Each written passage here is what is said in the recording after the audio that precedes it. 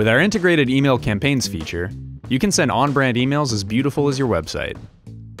Choose from one of our 4 billing subscriptions to get the most out of your email campaigns. Each plan can be billed monthly or annually, and you can change your subscription at any time. To help select the plan that's best for you, it's important to consider how many subscribers you will be emailing, the frequency in which you will be sending emails, and whether or not you will be sending automated campaigns. A full breakdown of the prices and features are listed below on this guide, and in the email campaigns billing area on your site. Your email campaign subscription has a billing cycle and a usage period. The billing cycle is how frequently you're charged, and the usage period is the time that you have to reach the limits of certain email campaigns features.